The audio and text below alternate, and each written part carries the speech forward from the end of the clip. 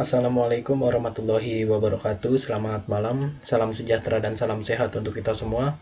Perkenalkan, nama saya Rega Nika Kusuma, mahasiswa Universitas Nasional jurusan Sistem Informasi dengan NPM 19700651659. Di sini saya akan mengerjakan ujian akhir semester saya dari mata kuliah Pengembangan Sistem Informasi kelas ruang 02 dengan dosen penguji Bapak Dr. Agung Triyayudi, Eskom, Mkom. Di sini saya sudah diberi 5 pertanyaan yang akan saya jawab langsung melalui vlog ini. Untuk soal yang pertama yaitu sebutkan satu software di sekitar kalian dan jelaskan proses pembuatannya. Di sini saya yang ambil yaitu software alarm atau jam alarm. Jam alarm dalam bentuk apapun adalah penanda cara mengatur waktu dan seringkali mengendalikan hidup kita. Waktu memainkan peran yang sangat penting pada banyak kewajiban yang dimiliki oleh orang pada kehidupan masyarakat kompleks. Kita memulai hari dengan jam alarm membangunkan kita dan menghabiskan sisa hari itu sering dengan jam alarm dari satu jenis atau jenis yang lain dengan waktu yang dipikirkan kita dan membentuk perilaku kita.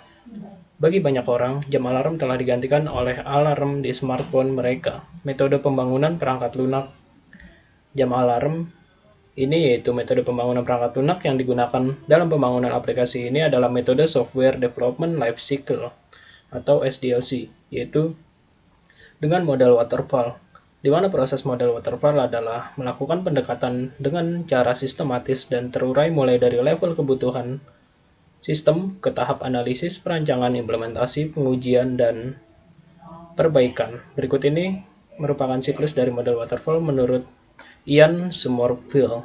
Yang pertama yaitu ada Requirement Definition. Tahap ini merupakan tahap penetapan fitur kendala dan tujuan aplikasi melalui konsultasi dengan target pengguna aplikasi ataupun observasi secara langsung yang berfungsi untuk menetapkan spesifikasi sistem secara rinci. Yang kedua yaitu Sistem dan Software Design. Tahap ini merupakan tahapan perancangan arsitektur sistem secara keseluruhan, perencanaan perangkat lunak yang digunakan pada lingkungan sistem. Yang ketiga yaitu ada Implementation and Unit Testing. Selama tahap ini, desain perangkat lunak direalisasikan sebagai suatu set program atau unit program. Pengujian unit termasuk verifikasi bahwa setiap unit memenuhi spesifikasi. Yang keempat yaitu ada Integration and System Testing. Tahap ini merupakan tahapan mengintegrasikan unit program dan uji coba aplikasi yang telah diintegrasikan tersebut untuk memastikan kesesuaian aplikasi dengan kebutuhan pengguna yang telah didefinisikan telah terpenuhi. Selanjutnya ada Operation and Maintenance. Tahap ini merupakan tahapan yang dilakukan jika pada saat pengujian sistem terdapat kendala atau masalah yang muncul yang memungkinkan melakukan pembaruan atau koreksi ataupun penambahan fitur pada aplikasi. Lanjut soal nomor 2, yaitu berikan contoh real rencana implementation system. Di sini saya mengambil dari implementation system dalam pembelajaran daring di masa pandemik COVID-19. Memasuki era new normal, masyarakat Indonesia kini mulai menjalani aktivitas sehari-harinya seperti biasa, namun demi menjaga keselamatan dan kesehatan para siswa, sejumlah sekolah menerapkan sistem online atau virtual tanpa tatap muka langsung. Sistem ini juga dikenal dengan sistem pembelajaran daring. Daring merupakan singkatan dari dalam jaringan sebagai pengganti kata online yang sering kita gunakan dalam kaitannya dengan teknologi internet. Daring adalah terjemahan dari istilah online yang bermakna tersambung ke dalam jaringan internet. Pembelajaran daring artinya pembelajaran yang dilakukan secara online menggunakan aplikasi pembelajaran daring merupakan pembelajaran yang dilakukan tanpa melakukan tatap muka, tetapi melalui platform yang telah tersedia. Segala bentuk materi pembelajaran didistribusikan online, komunikasi juga dilakukan secara online, dan tes juga dilakukan secara online. Sistem pembelajaran melalui daring ini dibantu dengan beberapa aplikasi, seperti Google Classroom, Google Meet, Edmodo, dan Zoom. Selama pelaksanaan model daring, peserta didik memiliki keleluasaan waktu untuk belajar. Peserta didik dapat belajar kapanpun dan dimanapun, tanpa dibatasi oleh ruang dan waktu. Peserta didik juga dapat berinteraksi dengan guru pada waktu yang bersamaan, seperti melakukan video call atau live chat. Pembelajaran daring dapat disediakan secara elektronik menggunakan forum atau message. Jadi semua siswa wajib memiliki setidaknya smartphone untuk bisa mengakses internet dalam melakukan pembelajaran daring atau belajar dari rumah. Dalam proses pembelajaran daring atau luring, ada beberapa kesulitan yang dihadapi siswa. Yang pertama yaitu jaringan internet yang lemot. Siswa pembelajaran daring dapat berjalan efektif jika jaringan internetnya bagus. Sebaliknya, ketika jaringan internetnya jelek atau buruk, maka secara otomatis proses kegiatan belajar mengajar atau KBM online pasti terhambat. Yang kedua yaitu kuota internet terbatas. Orang tua yang terkena dampak COVID-19 pada akan kesulitan untuk membeli kuota internet, terutama orang tua yang secara ekonomi tidak memadai. Hal ini perlu dipikirkan secara matang oleh pihak sekolah dan Kementerian Pendidikan dan Kebudayaan. Kasihan juga orang tua mereka sudah terbebani karena di PHK oleh perusahaan, ditambah lagi oleh beban keharusan membeli kuota internet. Selanjutnya, kegiatan belajar mengajar tidak efektif. Sistem pembelajaran daring tentu tidak seefektif pembelajaran di sekolah atau kampus. Hal ini terjadi karena beberapa faktor, misalnya pengurangan jam mengajar. Guru-guru yang biasanya mengajar 4 jam di sekolah atau kampus terpaksa hanya mengajar selama 1 jam melalui online atau melalui software yang sudah ditentukan. Kesulitan di atas harus segera dicarikan solusi agar mutu pendidikan tidak menurun. Jadi berikut ini ada solusi yang mungkin dapat diterapkan untuk mengurangi 3 kesulitan di atas. Yaitu yang pertama, bantuan pemerintah dan sekolah. Terkaitnya dengan orang tua yang kesulitan mendapatkan kuota internet, saya kira pemerintah perlu hadir dan bahkan memberikan suntikan dana. Maksudnya pemerintah tidak hanya membuat regulasi dan kebijakan pembelajaran melalui sistem daring di setiap sekolah, akan tetapi pemerintah mau tidak mau harus menyediakan anggaran khusus untuk pembelian kuota internet bagi peserta didik yang orang tuanya tidak mampu. Dan untuk sekolah maupun universitas dapat memberi keringanan dalam pembayaran SPP atau UKT agar semua siswa dapat melanjutkan pembelajaran tanpa harus terhenti karena tidak bisa membayar. Selanjutnya yaitu masalah kegiatan belajar mengajar yang kurang efektif. Sekolah dan para stafnya perlu menemukan cara tersendiri agar materi yang dipelajari sebisa mungkin dapat dipahami oleh peserta didik. Untuk memahami materi pembelajaran secara 100%, 50-70% saja sudah cukup, setidaknya mereka tetap memahami materi yang tetap dipelajari. Lanjut soal nomor 3, yaitu jelaskan prosedur untuk peningkatan maintainability.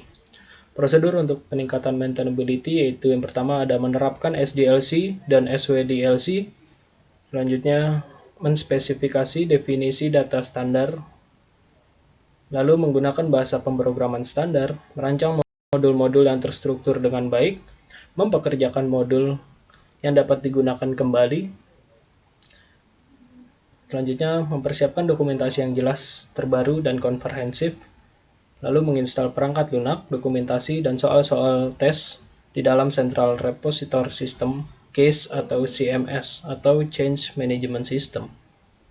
Lanjut, soal nomor 4. Jelaskan perbedaan antara real-time processing dan online processing.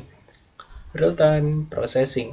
Real-time system. Sistem real-time adalah mekanisme pengontrolan perekaman data, pemrosesan sangat cepat sehingga output yang dihasilkan dapat diterima dalam waktu yang relatif sama. Perbedaan dengan sistem online adalah satuan waktu yang digunakan real-time biasanya 1/100